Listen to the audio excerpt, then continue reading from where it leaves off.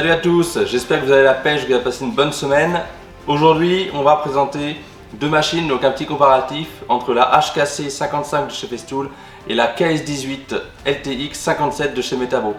Donc c'est deux scies circulaires à capot, sur rail et sur batterie. Alors avant d'entamer les comparatifs, on va parler un peu technique. Donc la Metabo a une lame de 165 mm qui permet, sans le rail, de faire une hauteur de coupe de 57 mm. La Festool a une lame de 160 mm, c'est relativement spécifique à Festool, et on atteint une hauteur de coupe de 55 mm sans le rail. Il suffit d'enlever 5 mm pour connaître la hauteur de coupe avec le rail. Donc 52 pour la Metabo, 50 pour la Festool. Alors quel est l'usage de ces machines? Ces machines, elles sont destinées d'abord au chantier en premier lieu, puisqu'elles sont sur batterie. À l'atelier, on a l'électricité comme il faut, donc chantier. Chantier, par exemple, construction, maison ossature bois, de la charpente, voilà. Mais ça peut également servir à quelqu'un qui travaille dans l'atelier en temps normal, mais qui va chercher des panneaux chez le fournisseur, qui veut les redébiter pour les charger, etc. Alors la particularité de ces scies circulaires, c'est qu'elles sont utilisables sur rail de guidage. Donc si vous connaissez les scies plongeantes, vous savez comment ça fonctionne, on pose la scie dessus et ça permet de couper droit, guidé par un rail. D'accord ? La Festool, en plus du rail de guidage standard, elle a un rail de guidage qui permet de faire des coupes d'onglets. Donc c'est particulièrement adapté à tout ce qui est charpente, puisque ça permet de faire des coupes rapides, tout simplement en venant poser son rail sur la pièce à couper, on verra ça tout à l'heure, et on coupe. On va démarrer avec la HKC 55 de chez Festool. Bien entendu, si vous êtes à l'atelier, on pense à brancher l'aspirateur à l'arrière de la machine. On pense également EPI, donc lunettes, casque anti-bruit, et on peut démarrer.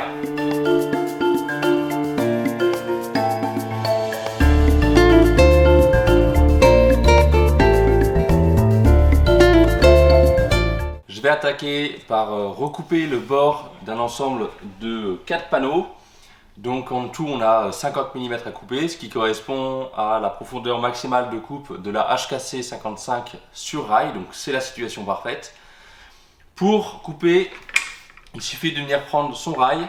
J'ai tracé 1 cm du bord, j'ai fait 2 traits. Je viens tout simplement aligner les deux bords. Donc le trait qui est ici, je viens aligner. Pareil de l'autre côté. En dessous, on a un serre-joint qui est fait pour le rail. On vient le serrer.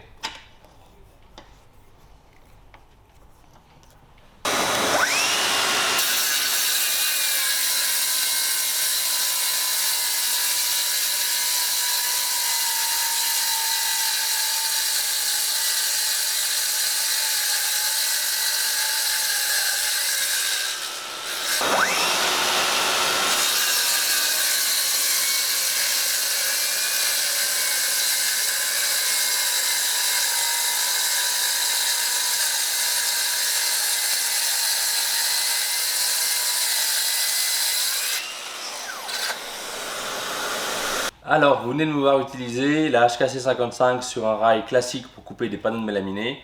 La particularité de la machine, c'est qu'elle utilise également un rail dit de coupe d'onglet qui permet de faire des coupes de 0 à 60 degrés. On va voir tout de suite l'utilisation de ce rail. Sous le rail, on vient retrouver ici une molette, il suffit de la desserrer. Et sur le dessus, on va pouvoir venir régler du coup l'angle de coupe. Il y a des angles qui sont gradués, donc par exemple 60, 45, 30, 15, 0 et inversement dans l'autre sens. Donc on va le régler par exemple sur 30 degrés. Je viens resserrer le rail et on va pouvoir procéder à l'usinage. Le rail a une butée anti-retour, donc on vient tout simplement venir coulisser la machine dedans.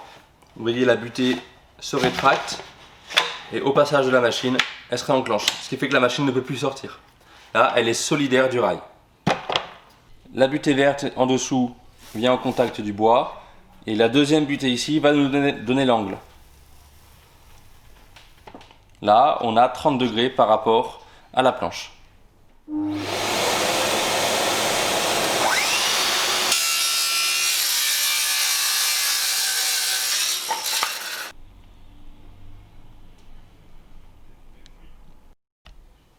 Pour ressortir la machine de son rail, il suffit de l'avancer, de retirer ça et la machine est éjectée.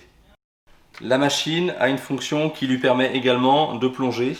Attention toutefois, l'axe de rotation de la plongée est complètement différent d'une scie plongeante traditionnelle où l'axe est à l'arrière. Allez, on y va.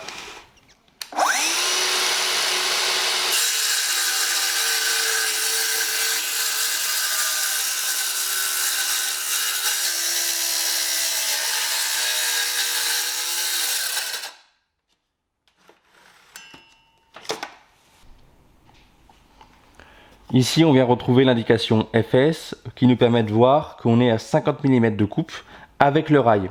FS, ça correspond à FS 140, FS 800, c'est la dénomination des rails de guidage de chez Festool. Dans le même temps, si on utilise la machine sans rail, on est à 55 mm. En pressant ces manettes-là, on peut venir régler la profondeur de coupe. Vous voyez que par exemple, je peux mettre 10 mm avec le rail FS. Comme on a 5 mm d'écart, on est à 15 mm sans le rail. La machine a également la possibilité de faire une coupe inclinée. Il suffit de desserrer ici la molette et d'incliner la machine. Par exemple, une coupe à 30 degrés.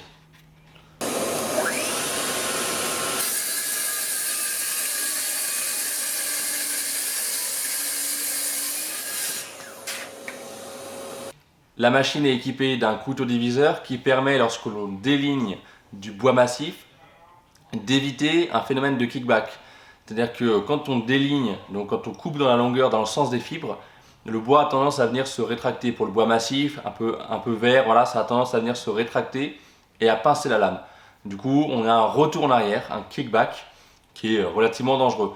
Donc pour parer à ça, la machine est équipée d'un couteau diviseur. Il est intégré au carter.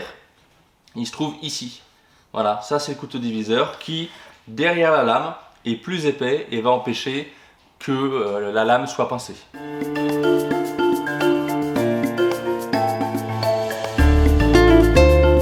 Alors pour être parfaitement égalitaire dans les tests, j'ai démonté la lame que j'ai utilisée sur la HKC 55 et on va la monter sur la Metabo. Donc étant donné que c'est une lame de 160 mm contre 165, on va perdre 2 mm et demi de hauteur de coupe en gros, puisque normalement on est censé avoir une 165 sur la Metabo. C'est pas très grave pour les tests, mais voilà, faut le savoir.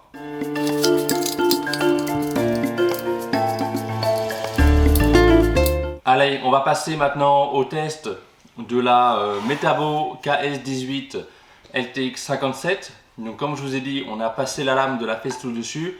Comme ça, les conditions du test seront exactement les mêmes. Voilà. Elle est également faite pour être utilisée sur un rail de guidage. Donc là c'est un rail Metabo, mais elle fonctionne parfaitement sur un rail Festool, sur un rail Makita. Également, tous les accessoires sont compatibles. Par exemple, le serre-joint que je vais utiliser là pour venir tenir le rail, il va sur le rail Festool, il va sur le rail Metabo. Allez, on y va!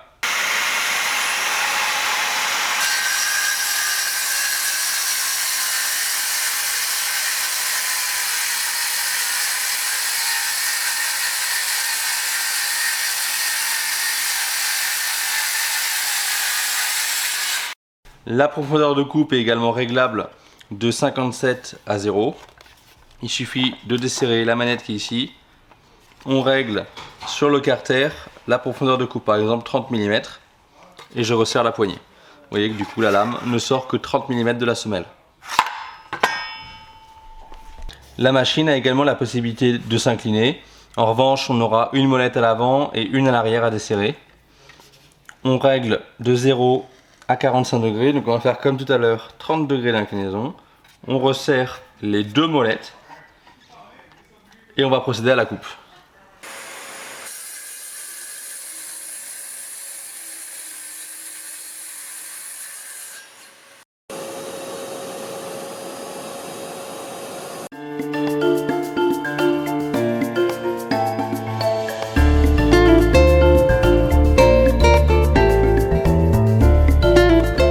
Allez, maintenant pour conclure, donc la HKC 55, elle est un cran au-dessus de la Metabo, mais pour différentes raisons. D'abord, elle permet de plonger en milieu de panneau. Ensuite, elle a l'accessoire, donc ce rail pour coupe d'onglet. Et enfin, on a la possibilité du couteau diviseur qui est intégré au carter. Voilà. Cela dit, elle coûte entre 350 et 400 € en basique, c'est-à-dire sans batterie, sans chargeur et sans rail. Et elle coupe 55 mm d'épaisseur, sans rail, 50 avec rail. La Metabo, quant à elle, elle coûte entre 200 et 220 € environ, donc c'est nettement plus abordable. Elle est livrée avec son rail de guidage dès le démarrage et elle permet de couper 57 mm de hauteur sans le rail et 52 mm avec son rail. Néanmoins, au niveau ratio entre les deux, on est de l'ordre de 2 fois plus cher la HKC que la KS18. Donc il va falloir se poser la question de savoir déjà quelle batterie on a actuellement chez nous. Si on a des Festool, éventuellement il faut s'orienter sur la HKC. Mais c'est vrai que la KS18 reste une alternative très très bonne pour quelqu'un qui veut juste aller faire du débit chez le fournisseur, qui a de la volée sur une toiture à recouper. Voilà, c'est une machine qui va convenir tout à fait. Allez, je vous mets maintenant en bas de l'écran le code promo à utiliser qui vous donne droit à 5% sur les deux machines si vous avez envie, ou une des deux si vous préférez. Et on se retrouve la semaine prochaine pour une nouvelle vidéo. Je vous souhaite un bon week-end. Allez, ciao!